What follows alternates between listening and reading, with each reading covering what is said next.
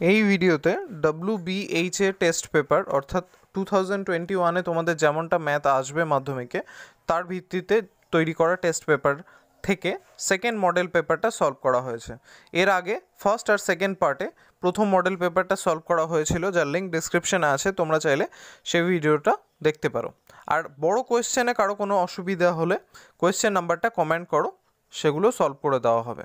তবে চলো আজকে ভিডিও শুরু করা যাক। ফার্স্ট কোয়েশ্চেন বলছে কোনো মূলধন 20 বছরে দ্বিগুণ হলে বার্ষিক সরল সুদের হার কত? তাহলে চলো শুরু করা যাক। ফার্স্টে আমরা ধরে নেব যে আসলটা হচ্ছে পি টাকা, আসল পি টাকা।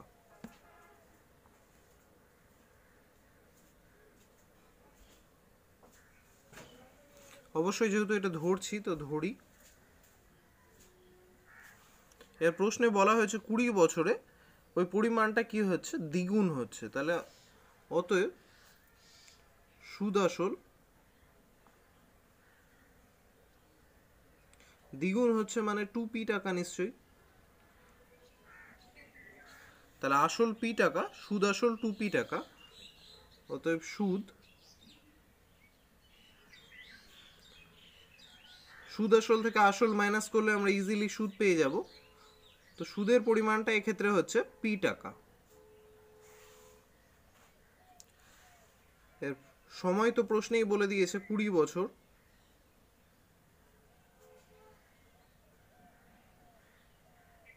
তো ইজিলি আমরা এখান থেকে সুদের হারটা বের করব। সুদের হার ইকুয়ালস টু আমরা কি জানি? আমরা জানি যে সুদের হার সমান সময়, সুদের হার সমান সমান সুদ ইন্টু 100 ডিভাইডেড বাই আসল ইন্টু সময়, যেটা বছরে অবশ্যই।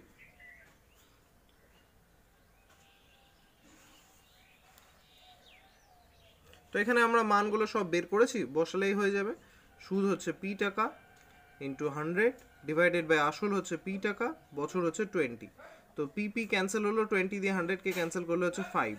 তাহলে সুদের হার ইজিলি আমরা পেয়ে গেলাম 5%। তাহলে ফার্স্ট নম্বর কোয়েশ্চেনটা সলভ করে ফেললাম, তোমরা দেখতে পাচ্ছ। তাহলে প্রথম কোয়েশ্চেনের অ্যান্সার হচ্ছে option number A.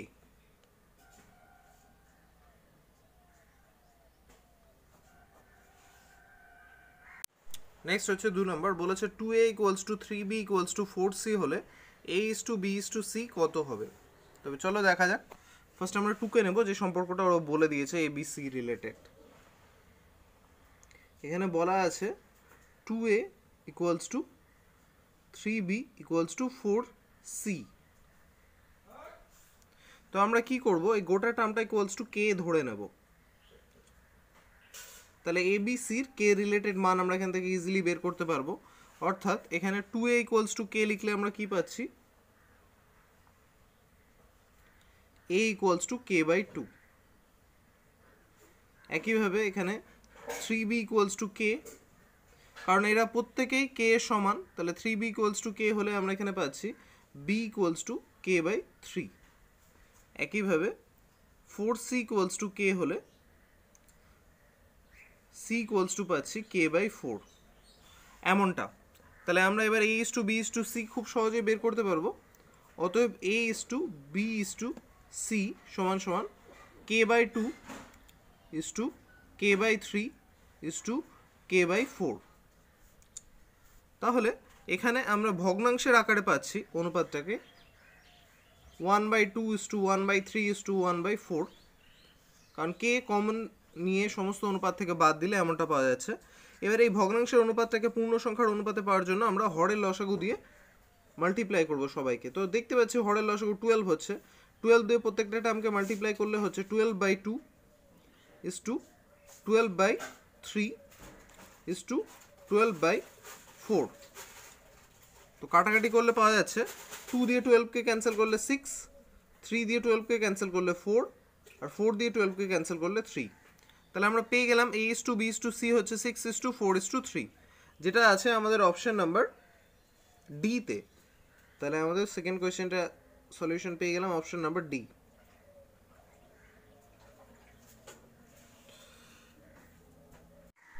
Question number 3 বলেছে ও কেন্দ্রীয় বৃত্তের এবি একটি ব্যাস এবিসিডি বৃত্তস্থ চতুর্ভুজ এডিসি 120 ডিগ্রি হলে বিএসির মান কত হবে?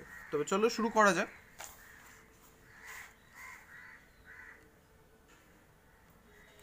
ও কেন্দ্রীয় বৃত্তের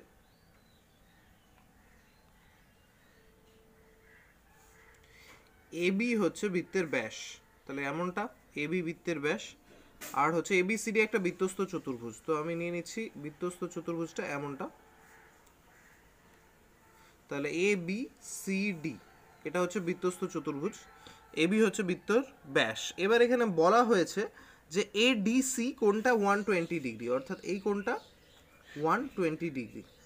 আর আমাদের কাছে প্রশ্নে জানতে চেয়েছে বিএসি কোণটার মান কত, অর্থাৎ এই কোণটা বিএসি এর মান জানতে চেয়েছে। কিভাবে মানটা বের করব একবার আলোচনা করে নিই। এই কোণটা আর এই কোণটা আমরা জানি বৃত্তস্থ চতুর্ভুজের বিপরীত কোণদ্বয় পরস্পর সম্পূরক, সুতরাং এটা 120 হলে এটা হচ্ছে 80 ডিগ্রি, আর এই কোণটা হচ্ছে অর্ধবৃত্তস্থ কোণ যেটা হচ্ছে 90 ডিগ্রি। তাহলে 90 আর 80 এই দুটো মিলে হচ্ছে এটা 60 ডিগ্রি হবে। 120 আর এই কোণটা সমষ্টি 180, সুতরাং এই কোণটা হবে 60 ডিগ্রি, আর এটা অর্ধবৃত্তস্থ কোণ হওয়ার সুবাদে হচ্ছে 90 ডিগ্রি। তাহলে এই দুটো কোণের সমষ্টি যখন 150 ডিগ্রি, তাহলে নিশ্চয়ই কোণটার মান 30 ডিগ্রি হবে, তবে এই ত্রিভুজটার তিনটে কোণের সমষ্টি 180 ডিগ্রি হবে। তবে চলো শুরু করা যাক। সবার ফার্স্টে আমরা লিখব কোণ এডিসি প্লাস কোণ এবিসি ইকুয়ালস টু 180 ডিগ্রি। এখানে ব্র্যাকেটে লিখতে পারো বৃত্তস্থ চতুর্ভুজের বিপরীত কোণ। তাহলে আমরা এখানে পাচ্ছি এবিসি সমান সমান 180 ডিগ্রি মাইনাস এডিসি, অর্থাৎ 180 ডিগ্রি মাইনাস 120 ডিগ্রি, 60 ডিগ্রি। এবার আমরা করব এবিসি ত্রিভুজের বিএসি কোণ ইকুয়ালস টু, অর্থাৎ ত্রিভুজ এবিসি এর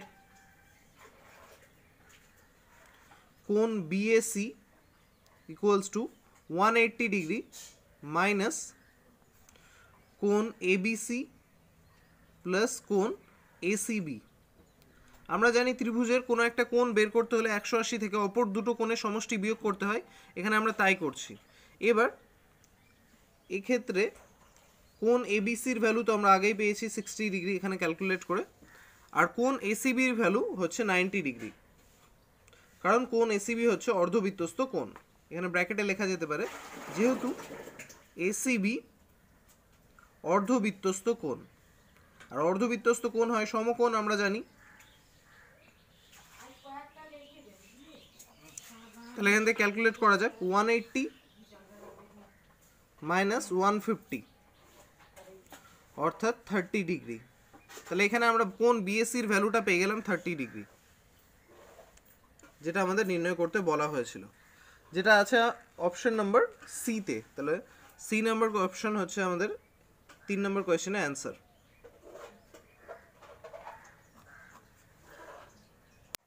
নেক্সট হচ্ছে 4 নম্বর, বলেছে চক্রবৃদ্ধি সুদের ক্ষেত্রে প্রতি বছর বার্ষিক চক্রবৃদ্ধি সুদের হার।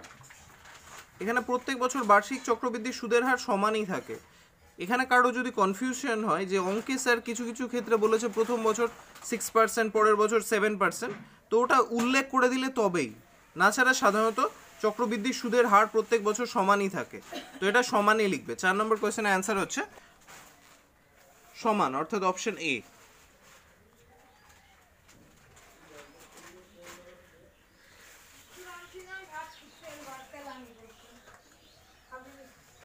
নেক্সট হচ্ছে 5 নম্বর, বলেছে একটা ঘনকের পার্শ্বতলের ক্ষেত্রফল 256 বর্গমিটার, ঘনকটির আয়তন কত?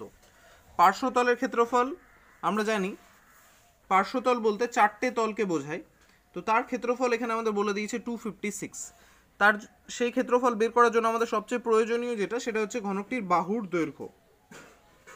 সেটা আমরা ধরে নেব, ধরি ঘনকটির বাহুর দৈর্ঘ্য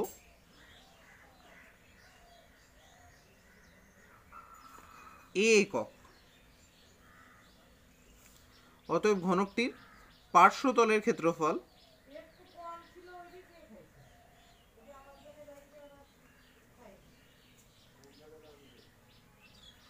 ঘনকের পার্শ্বতলের ক্ষেত্রফল বিষয়টা একটু বলে নিই। ঘনকের অ্যাকচুয়ালি 6টা তল থাকে, কিন্তু উপরের আর মেঝের তলটা এই ক্ষেত্রে কাউন্ট হবে না। পার্শ্বতল বলতে 4টে দেয়ালের ক্ষেত্রফলই হবে। তাহলে এখানে পার্শ্বতলের ক্ষেত্রফল হচ্ছে 4a² বর্গ একক, যার মান বলে দিয়েছে 256। তাহলে আমরা লিখতে পারি অতএব প্রশ্নানুসারে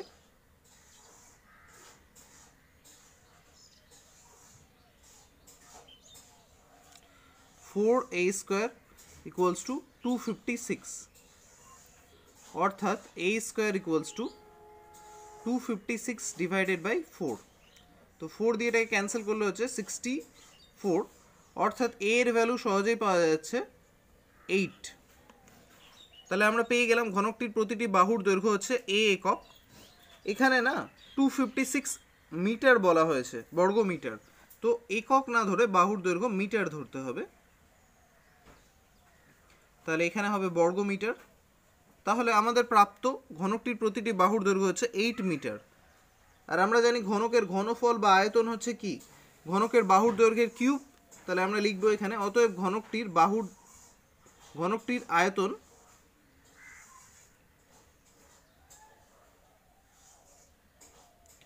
সমান সমান 8 এর কিউব, যেহেতু আয়তন তাই একক হবে ঘনমিটার।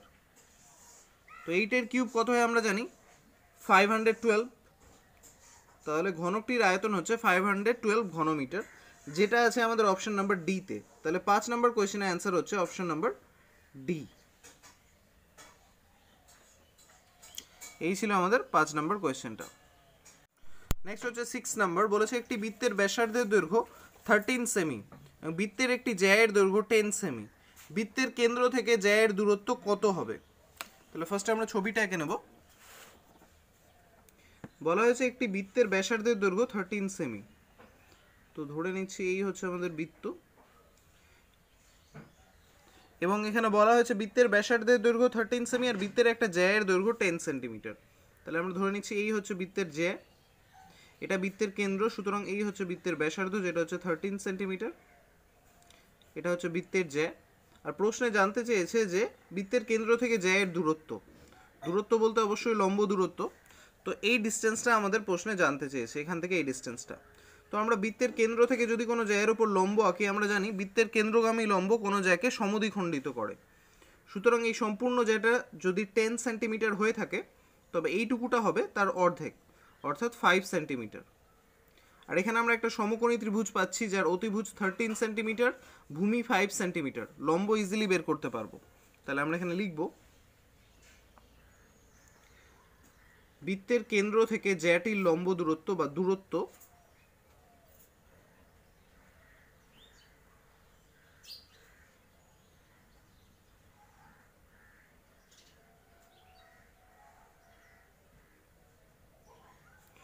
সমান সমান √, অতিভুজ এখানে হচ্ছে বৃত্তটার ব্যাসার্ধ যেটা হচ্ছে 13 সেন্টিমিটার, তার স্কোয়ার মাইনাস ভূমি অর্থাৎ সম্পূর্ণ জ্যায়ের অর্ধেক 10/2 তার স্কোয়ার, এত সেন্টিমিটার। তাহলে ক্যালকুলেট করা যাক। 13 এর স্কোয়ার আমরা সবাই জানি 169, আর এখানে 10/2 অর্থাৎ 5 এর স্কোয়ার আমরা জানি 25। তো মাইনাস করলে হচ্ছে √144 অর্থাৎ 12 সেন্টিমিটার। তাহলে আমরা এখানে বের করে ফেললাম বৃত্তের কেন্দ্র থেকে জ্যায়ের দূরত্ব হচ্ছে 12 সেন্টিমিটার, যেটা আছে অপশন নাম্বার বি তে। তাহলে আমাদের 6 নম্বর কোয়েশ্চেন অ্যান্সার হচ্ছে অপশন বি।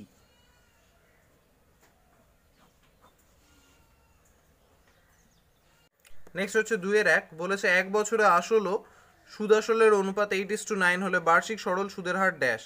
তাহলে আমরা এখানে ফার্স্টে ধরে নেব আসল আর সুদ আসলের পরিমাণটা, কারণ তাদের অনুপাত আমার জানা আছে। তবে চলো 2-1 ধরি আসল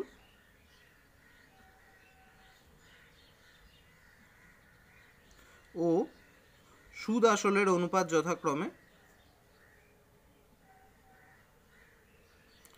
সুদ আসলের পরিমাণ যথাক্রমে, কারণ অনুপাতটাকে ইউজ করে আমরা পরিমাণটা বের করব, তাহলে সেখান থেকে খুব সহজে যা চেয়েছে সেটা বের করা যাবে। আসল ও সুদ আসলের পরিমাণ যথাক্রমে 8x ও 9x টাকা।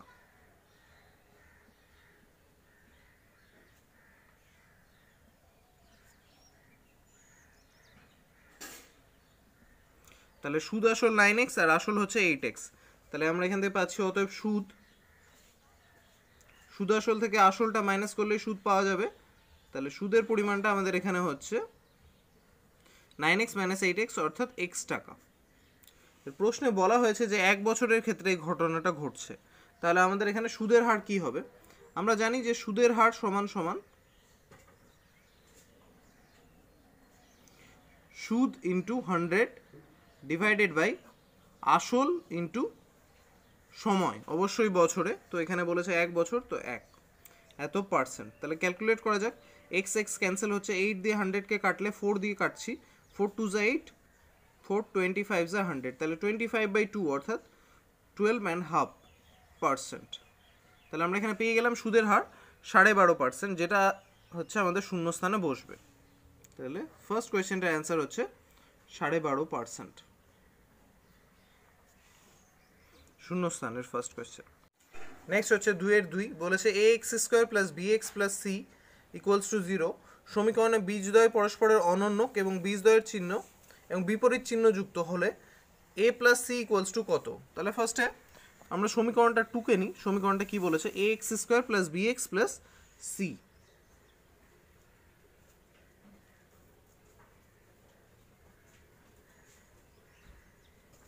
সমীকরণে বীজদ্বয় পরস্পরের অনন্যক এবং বিপরীত চিহ্ন যুক্ত। তাহলে আমরা ধরি সমীকরণটির একটি বীজ আলফা।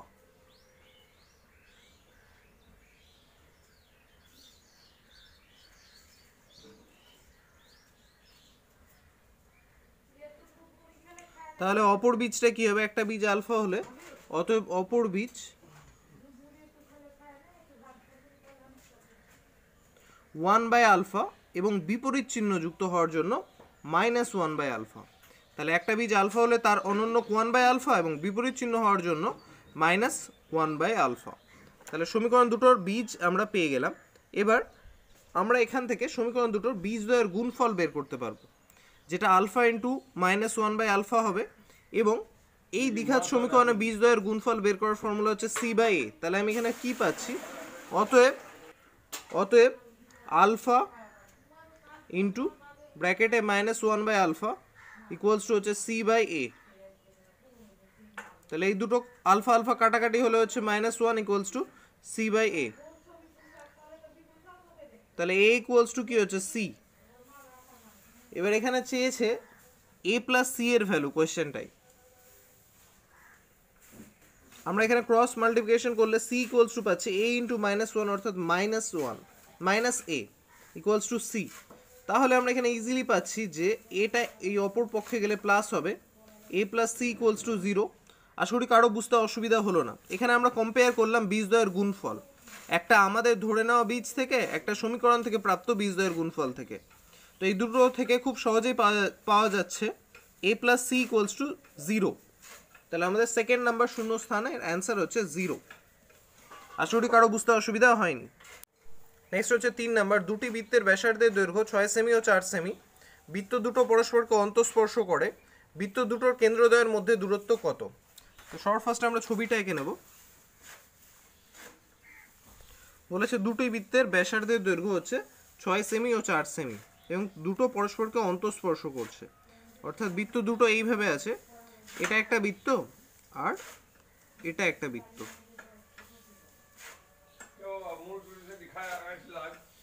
এটা প্রথম বৃত্তের কেন্দ্র, এটা দ্বিতীয় বৃত্তের কেন্দ্র ধরে নিচ্ছি। আমরা জানি দুটো বৃত্ত পরস্পরকে অন্তঃস্পর্শ করলে তাদের কেন্দ্রদ্বয়ের মধ্যবর্তী দূরত্ব হয় ব্যাসার্ধদ্বয়ের বিয়োগফলের সমান। কারণ এই ক্ষেত্রে আমরা দেখতে পাচ্ছি এই ডিস্টেন্সটা হবে তাদের কেন্দ্রদ্বয়ের মধ্যবর্তী দূরত্ব, যেটা বড়টার ব্যাসার্ধ থেকে ছোটটার ব্যাসার্ধের বিয়োগফল। তাহলে আমরা এখানে ইজিলি পেয়ে যাব বৃত্ত দুটির কেন্দ্রদ্বয়ের মধ্যবর্তী দূরত্ব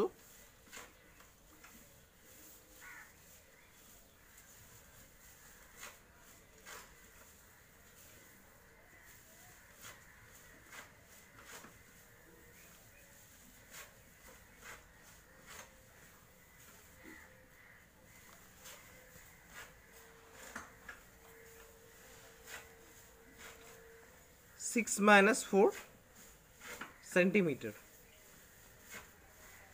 অর্থাৎ 2 সেন্টিমিটার। তাহলে আমাদের শূন্যস্থানে 3rd নাম্বার কোয়েশ্চেনের অ্যান্সার হচ্ছে 2 সেন্টিমিটার। আর এই জিনিসটাই যদি বলতো বৃত্ত দুটো পরস্পরকে বহিঃস্পর্শ করেছে, তাহলে সেক্ষেত্রে তাদের কেন্দ্রদ্বয়ের মধ্যবর্তী দূরত্ব হতো ব্যাসার্ধ দুটো যোগফল। তো 3rd নাম্বার কোয়েশ্চেনের অ্যান্সার হচ্ছে 2 সেন্টিমিটার। নেক্সট হচ্ছে 4 নাম্বার বলেছে 7x is to 5y is to 3x plus 4y equals to 7 is to 11 হলে x is to y এর মান কত? তো এখানে প্রিন্টিং মিস্টেক হয়েছে নিশ্চয়ই, এখানে মাইনাস হবে 7x minus 5y দিয়ে তোমরা অঙ্কটা সলভ করার চেষ্টা করো, আমরাও এখানে তাই করবো। কারণ 7x is to 5y দিয়ে করা যাবে না, কারণ দুটো ভেরিয়েবল আছে আর সেক্ষেত্রে স্কোয়ার আসবে আর অনুপাত বের করা অসুবিধা হবে। তাহলে করা যাক 7x is to 5y, sorry minus দিয়ে এখানে করবে, minus 5y is to 3x plus 4y সমান সমান 7 is to 11। তাহলে সলভ করা যাক। এই অনুপাতটাকে ভগ্নাংশের আকারে নিলে হচ্ছে 7x minus 5y divided by 3x plus 4y সমান সমান 7/11। ক্রস মাল্টিপ্লিকেশন করলে আমরা পাচ্ছি 77x minus 55y equals to 21x, 7 into 3 21 আর হচ্ছে 7 into 4 28x y। x গুলো একটা সাইডে করা যাক, তাহলে 77x minus 21x equals to 55y plus 28y এমনটা। তাহলে 77 থেকে 21 মাইনাস করলে হচ্ছে 56x, আর একইভাবে 55y আর 28y এই দুটো সাম হচ্ছে 50 20 70 83y। সুতরাং x বাই y আমরা পাচ্ছি 83/56। তাহলে x is to y easily পাওয়া যাচ্ছে 83 is to 56। তাহলে আমাদের 4 নম্বর কোয়েশ্চেনের অ্যান্সার হচ্ছে 83 is to 56, তোমরা দেখতে পাচ্ছ। নেক্সট হচ্ছে 5 নাম্বার, একটা লম্ব বৃত্তাকার চোঙের আয়তন ও বক্রতলের ক্ষেত্রফলের সংখ্যামান সমান হলে চোঙটির ব্যাসের দৈর্ঘ্য কত? ব্যাসের দৈর্ঘ্য জানতে চেয়েছে। তাহলে সবার ফার্স্টে আমরা এখানে যদি এটা ভাবি, একটা লম্ব বৃত্তাকার চোঙের আয়তন বের করতে কি কি লাগে? একটা লম্ব বৃত্তাকার চোঙের আয়তনের ফর্মুলা হচ্ছে পাই ব্যাসার্ধ স্কোয়ার ইন্টু উচ্চতা। সুতরাং এখানে আমার ব্যাসার্ধ এবং উচ্চতা লাগবে, একই জিনিস বক্রতলের ক্ষেত্রফলের ক্ষেত্র। তো এই দুটো টার্ম আমরা ধরে নেব। ধরি লম্ব বৃত্তাকার চোঙটির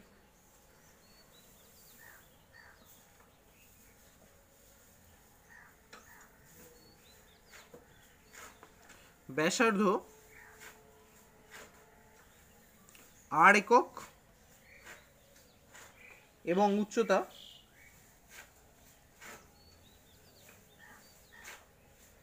h একক।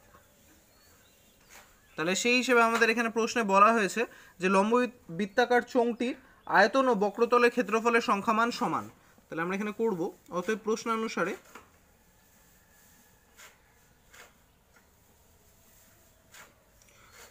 লম্ব বৃত্তাকার চোঙটির আয়তন কি হবে? পাই ব্যাসার্ধ স্কোয়ার অর্থাৎ পাই আর স্কোয়ার এইচ ইকুয়ালস টু বক্রতলের ক্ষেত্রফল লম্ব বৃত্তাকার চোঙের হয় পরিধি ইন্টু উচ্চতা অর্থাৎ 2 পাই আর ইন্টু এইচ এমনটা। তো বোথ সাইড থেকে যদি আমরা পাই আর এইচ সরিয়ে নিই তাহলে আমাদের এখানে থাকছে আর আর এখানে থাকছে 2, অর্থাৎ আর এর ভ্যালু ইজিলি আমরা দেখছি 2, কিন্তু প্রশ্নে আমাদের ব্যাস চেয়েছে।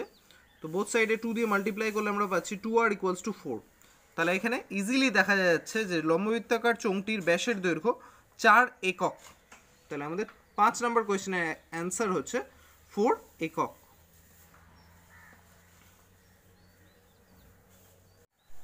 নেক্সট হচ্ছে 6 নম্বর বলেছে একই বৃত্তাংশস্থ সকল কোণের মান সমান। তো আমরা এই বিবৃতিটা জানি, একটা থিওরামও আছে তোমাদের যে একই বৃত্তাংশস্থ সকল কোণের মান সমান, তাহলে সকল কোণের মান এখানে কি হবে? সমান হবে। 6 নম্বর কোয়েশ্চেনের অ্যান্সার।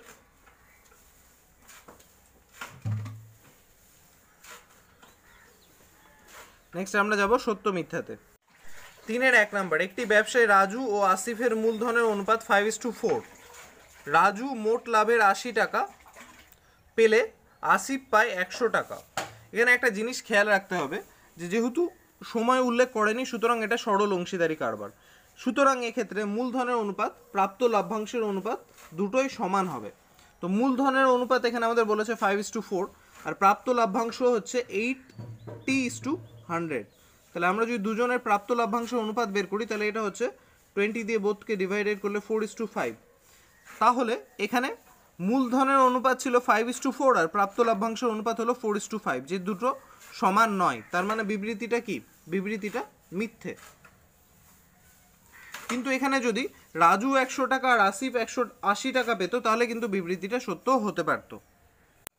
নেক্সট হচ্ছে সেকেন্ড নাম্বার, বলেছে পি প্লাস কিউ √13 এবং পি মাইনাস কিউ √5 হলে পি কিউ এর মান কত? চলো করা যাক। আমরা অনেক আগে শিখেছি ছোটবেলায় ফর্মুলা, যে দুটো পূর্ণবর্গ রাশি সমষ্টি নির্ণয়ের এ বির ফর্মুলা, ওটাই আমরা এখানে অ্যাপ্লাই করব।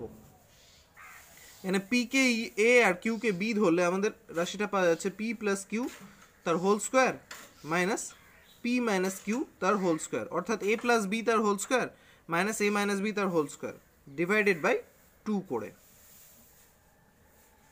এবার পি প্লাস কিউ এর ভ্যালু প্রশ্নে বলা হয়েছে √13, তাহলে আমরা বসিয়ে দিই √13 ডিভাইডেড বাই 2 তার স্কোয়ার, আর পি মাইনাস কিউ এর ভ্যালু বলা হয়েছে √5, তাহলে √5 ডিভাইডেড বাই 2 তার স্কোয়ার। তাহলে ক্যালকুলেশন করলে √13 এর স্কোয়ার 13 আর 2 এর স্কোয়ার 4, একইভাবে এখানে √5 এর স্কোয়ার 5 আর 2 এর স্কোয়ার 4, আর মাইনাস করলে হচ্ছে 13 মাইনাস 5 অর্থাৎ 8, আর কাটাকাটি করলে আমরা অ্যান্সারটা পেয়ে যাচ্ছি 2। তাহলে সেকেন্ড নাম্বার কোয়েশ্চেনের সঠিক অ্যান্সার হচ্ছে 2, যেটা প্রশ্নেও বলা হয়েছে, তার মানে বিবৃতিটা কি? সত্য।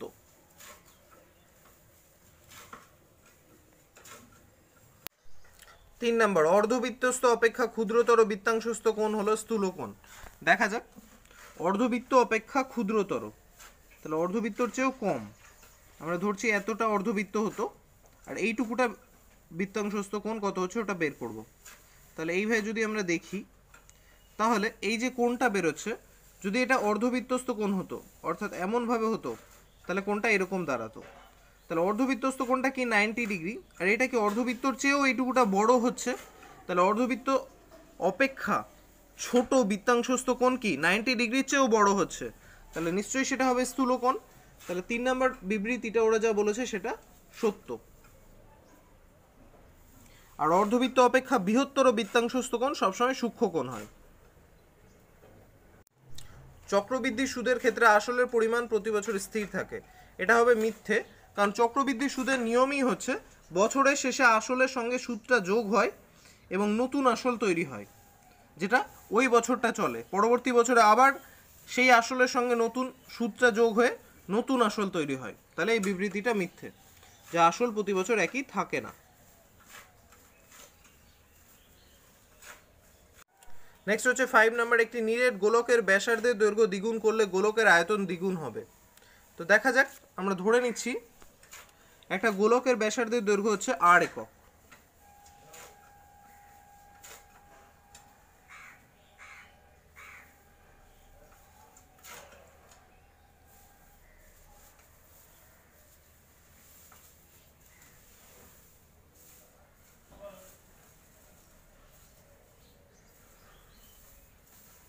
এবার গোলকের ব্যাসার্ধের দৈর্ঘ্য দ্বিগুণ করলে ব্যাসার্ধ কত হচ্ছে?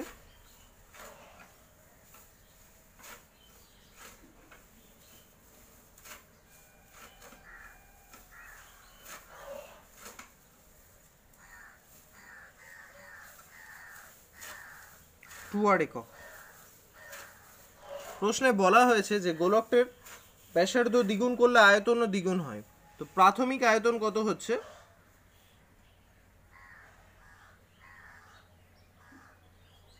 প্রাথমিক আয়তন অর্থাৎ যখন গোলকটির ব্যাসার্ধ r থাকছে, গোলকের ব্যাসার্ধের আয়তনের ফর্মুলা আমরা জানি 4/3 পাই ব্যাসার্ধের কিউব এত ঘন একক।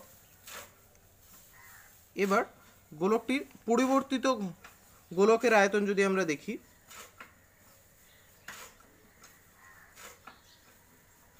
তাহলে সেটা কি হচ্ছে? পরিবর্তিত আয়তন হচ্ছে 4/3 পাই 2r তার হোল কিউব, যেটাকে ক্যালকুলেট করলে হচ্ছে 4/3 পাই r কিউব, তার আগে 2 এর কিউব অর্থাৎ 8 ইন্টু হচ্ছে, অর্থাৎ আগের গোলকটার যে আয়তন ছিল পরের গোলকটির আয়তন তার 8 গুণ হচ্ছে, 2 গুণ নয়। তাহলে সঠিক উত্তর এটা হতো 8 গুণ, কিন্তু প্রশ্নে বলা হয়েছে 2 গুণ, সুতরাং বিবৃতিটা মিথ্যে।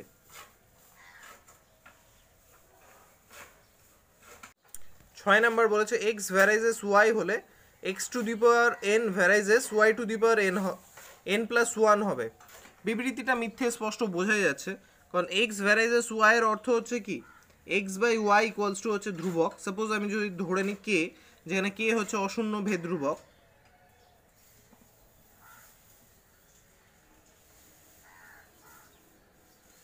এবার বোথ সাইডে যদি আমি কিছু পাওয়ার করতে চাই তাহলে ওটা এক্স এবং ওয়াই উভয়েরই হবে।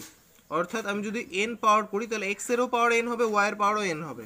সেই ধরুন x to the power n by y to the power n equals to ধ্রুবক থাকবে, কারণ কে এর পাওয়ার যাই হোক না কেন সেটা ধ্রুবকই। তাহলে আমরা এখানে পাচ্ছি x to the power n varies y to the power n, নাকি y to the power n plus one. তাহলে সঠিক উত্তর হবে এটা। তাহলে প্রশ্নে যেটা দেওয়া আছে সেটা মিথ্যে। 6 নম্বর কোয়েশ্চেনের অ্যান্সার হচ্ছে মিথ্যে।